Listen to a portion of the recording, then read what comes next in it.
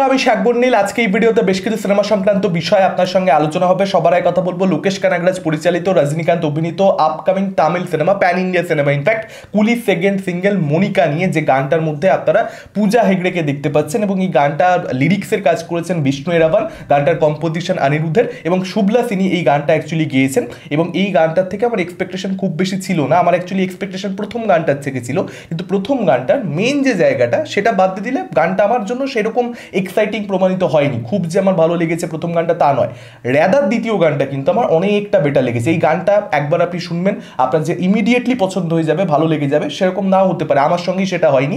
আমি গানটাকে সময় দিয়েছি, অনেকবার শুনেছি, তবে গিয়ে গানটার মধ্যে যে মজাটা রয়েছে সেটা আমি ধীরে ধীরে পেতে থেকেছি। মানে মনিকা এইটার মধ্যে যে মজাটা আছে সেটা একটু মানে গ্রো করতে আপনার মধ্যে সময় লাগবে। এবং পূজা হেগড়ে অসাধারণ পারফরমেন্স দিচ্ছে। মানে এই গানটা প্রথম কথা হচ্ছে এক্সট্রাঅর্ডিনারি কোনো গান নয়, কিন্তু যখন দৃশ্যগুলো আমরা দেখতে পাচ্ছি, বেসিক্যালি তো একটা লিরিক্যাল ভিডিও, তার মধ্যে কিছু নাচের পোর্শন আর কি আমাদেরকে দেখানো হয়েছে। পূজা হেগড়ে একটা খুবই ভালো পারফরমেন্স দিয়েছে এবং তার সঙ্গে সঙ্গে এখানে সৌবিন খুব ভালো একটা পারফরমেন্স দিয়েছে। আমরা সৌবিনকে নর্মালি যে ধরনের সিনেমাতে, যেহেতু একজন মালায়ালাম অ্যাক্টর, খুবই রুটেড রিয়েলিস্টিক সিনেমাতে তাকে আমরা অভিনয় করতে দেখতে পাই এবং সেখানে তার ক্যারেক্টারও যেরকম সিনেমার ওয়ার্ল্ড সেই অনুযায়ী তাকে ক্যারেক্টার দেওয়া, সেই অনুযায়ী সে পারফরমেন্স দেয়।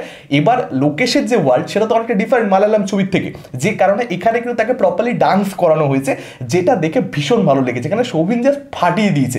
পূজা হেগড়ে তো এই ধরনের গানে সে ভালো পারফরমেন্স দেয়, সে ডান্স করতে ভালো পারে, আমরা জানি। সেটা সারপ্রাইজিং প্যাকেজ হিসেবে আসছে না, সেটা অবশ্যই ভালো, পূজা হেগড়ের প্রশংসা এখানে করতেই হবে। কিন্তু সৌবিন যেটা করেছে ভাই, মস্তি এসে গেছে। এই গানটার ইউএসপি হচ্ছে কোরিওগ্রাফি, যেরকম কয়েকদিন পূজা হেগড়েকে পড়ানো হয়েছে এবং তার সঙ্গে সঙ্গে যে এনার্জিটা প্রত্যেকের মধ্যে, ইনফ্যাক্ট ব্যাকগ্রাউন্ড ডান্সার তাদেরও প্রশংসা করতে হবে, তারাও যেরকম এনার্জির সঙ্গে নাচছে, সবকিছু মিলিয়ে দেখাচ্ছে খুব ভালো। শোনাচ্ছে যত ভালো তার থেকে অনেক অনেক বেশি দেখাচ্ছে ভালো। একটা এনার্জি পুরো গানটার মধ্যে, একটা ভাইব পুরো গানটার মধ্যে রয়েছে। আমি হিন্দি গানটা শুনে দেখলাম, হিন্দি গানটার মধ্যে আলাদা করে মানে একটা হয় না যে হিন্দি গান বেশি কিছু বুঝবো লিরিক্স সম্পর্কে, সেই জন্য শুনতে যাওয়া। মানে আমি আফটার রিয়েলাইজ করলাম হিন্দি গানটা শুনে এই ধরনের গানের ক্ষেত্রে না লিরিক্স ম্যাটারই করে না। ওই এনার্জিটা, ওই ভাইবটা, ওই টিউনটা, ওই রিদমটা আপনার পছন্দ হচ্ছে তো ভালো লাগবে, পছন্দ হচ্ছে না তো ভালো লাগবে না।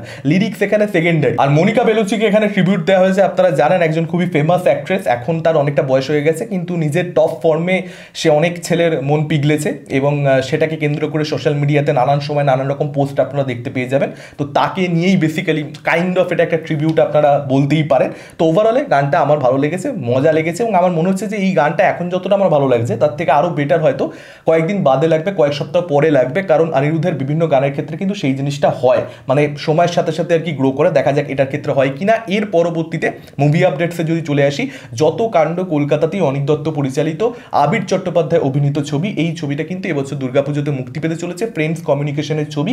এবং যতদূর আমার এই মুহূর্তে মনে পড়ছে, আমি যদি খুব ভুল না হই, আবির চট্টোপাধ্যায়ের কোনো একটা সাক্ষাৎকার আমি পড়েছিলাম যেখানে তিনি বলেছিলেন উইন্ডোজের সঙ্গে কিন্তু তার ডিল রয়েছে, যে তিনি কিন্তু যদি দুর্গাপুজোতে অন্য তার কোনো ছবি মুক্তি পায়, যদি অন্য কোনো প্রডিউসার যার সঙ্গে আবির চট্টোপাধ্যায় ছবি করেছে সেরকম সিদ্ধান্ত নেয় যে দুর্গাপুজোতে তার ছবি আসবে রক্তবীজ 2 আসা সত্ত্বেও, সেক্ষেত্রে সে কিন্তু শুধুমাত্র রক্তবীজ 2ই প্রমোট করবে, সে কিন্তু অন্য ছবিটা প্রমোট করবে না। সেক্ষেত্রে মেবি এই ছবিটা দুর্গাপুজোতে এলে এই ছবিটা হয়তো বা আবির চট্টোপাধ্যায়কে আমরা প্রমোট করতে দেখতে পাবো না, সে শুধুমাত্র এখানে রক্তবীজ 2ই প্রমোট করবে, কারণ সেরকমটাই উইন্ডোজের সঙ্গে তার ডিল রয়েছে। তো আবির চট্টোপাধ্যায় প্রমোট করবে না, তা সত্ত্বেও কিন্তু এখানে অনেকদিন ধরেই ছবিটা অ্যাকচুয়ালি মানে মেকাররা রিলিজ দেবে ভাবছে, রিলিজ দিতে পারছে না, সেই জায়গা থেকে তারা হয়তো পুজোটাকে সঠিক সিদ্ধান্ত মনে করছে রিলিজ দেওয়ার জন্য। এবার দেখা যাক শেষ অবধি কি হয় না হয়। অনিক দত্তের ছবির কোয়ালিটি ভালো হওয়ার সম্ভাবনা অনেক বেশি এবং যেহেতু যত কাণ্ড কলকাতাতেই ডেফিনেটলি একটা ফেলুদার কানেকশন, সেই জায়গা থেকে কিন্তু বাঙালি এই ছবিটাকেও যথেষ্ট গুরুত্ব দেবে। পুজোর সময় কিন্তু এই ছবিটার আবির চট্টোপাধ্যায় প্রমোশন না করলেও কালেকশন করবার, কারণ ছবিতে তো তিনি রয়েছেন, আফটার পোস্টারে তো তিনি থাকবেন, ট্রেলারে তো তিনি থাকবেন, সেই জায়গা থেকে কিন্তু ডেফিনেটলি এই ছবিটার কালেকশন করবার সম্ভাবনা অনেকটা বেড়ে গেল। সেই জায়গা থেকে একটা প্রশ্ন কিন্তু উঠেই যাচ্ছে যে একটা পার্টিকুলার দিনে একই অভিনেতার দুটো ছবি মুক্তি পাওয়া এটা কতটা সঠিক ব্যাপার। আমার মতো তো এটা এই এরাতে একেবারে হওয়া উচিত নয়। এখন আমরা দেখতে পাই না, আগে একটা সময় ছিল যেখানে বুম্বাদার একই দিনে অনেক ছবি মুক্তি পেয়েছে, বেঙ্গলেও হয়েছে, বাইরেও হয়েছে, বিভিন্ন অভিনেতার ক্ষেত্রে হয়েছে, এটা খুব কমন ব্যাপার ছিল এক সময়। কিন্তু এই এরাতে কিন্তু এই জিনিসটা আমরা নর্মালি হতে দেখতে পাই না এবং পাবলিকও কিন্তু এটাকে খুব একটা ভালোভাবে নেয় না। এবার যদি আফটার অল মেকাররা সিদ্ধান্ত নেয়, কারণ রক্তবীজ 2 আসছে, ফ্রেন্ডস কমিউনিকেশন সিদ্ধান্ত নিয়ে নিয়েছে, তাদের সম্পূর্ণ রাইট আছে তাদের ছবিকে যে কোনো সময় আনবা, তাদের ইচ্ছা এটা। তো সেই জায়গা থেকে যদি দুর্গাপুজোতে রিলিজ করে ছবিটা, সেটার কোনো ইম্প্যাক্ট দুটো ছবির বক্স অফিসে পড়ে কিনা, যেহেতু একই অভিনেতা দুটো লিড, সেই জায়গা থেকে কিন্তু একটা সমস্যা তৈরি হতে পারে।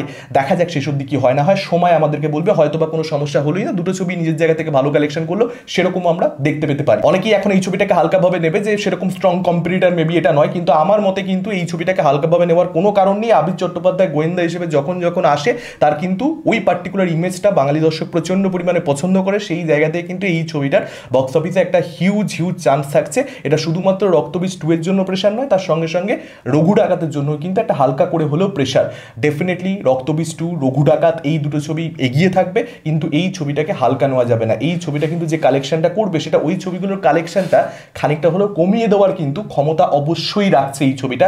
বেশ স্ট্রং একটা তৃতীয় কম্পিটিটর কিন্তু এই বছর দুর্গাপুজোতে 2025-এ আমরা পেয়ে গেছি বলা যেতে পারে অফিসিয়ালি। এবং আবির চট্টোপাধ্যায়কে কিন্তু এটার জন্য কোনো রকমভাবে অনেকেই মনে করবে যে না অ্যাক্টারের কোনো দায়িত্ব নেই, কি সে একই পুজোতে তার দুটো ছবি মুক্তি পাচ্ছে, এটা কি করে হয়।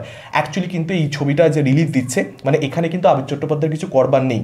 অভিনেতা হিসেবে সে কাজ করেছে, এবার প্রডিউসারের সিদ্ধান্ত সে কখন কোন ছবিটা আনবে। এবং এই ছবিটা কিন্তু এরকম নয় যে দুটো ছবি এই বছর আবির চট্টোপাধ্যায় দুর্গাপুজোতে রিলিজ হবে এটা জেনেই শুট করেছে। এই দুটো ছবি যে একে অপরকে ফেস করবে, ক্ল্যাশ হবে, এটা আবির চট্টোপাধ্যায় কিন্তু জানা নয়। মানে যত কাণ্ড কলকাতাতেই এই পার্টিকুলার ছবিটা কিন্তু এই বছর শুট করা নয়। তো সেই দিক থেকে কিন্তু আবির চট্টোপাধ্যায়কে এখানে ব্লেম দেওয়া যায় না। আপনাদের মতামত কি পুরো বিষয়টাকে কেন্দ্র করে, এবং কুলির গানটা আপনাদের কিরকম লেগেছে ডেফিনেটলি আপনারা সেটা আমাদের কমেন্ট করে জানাতে পারেন। এই ভিডিওটা ভালো লাগলে লাইক করতে পারেন, শেয়ার করতে পারেন। আমাদের চ্যানেল নতুন হলে চ্যানেলটাকে অবশ্যই সাবস্ক্রাইব করতে পারেন। আজকের মতন টাটা, চলুন পরবর্তী ভিডিওতে।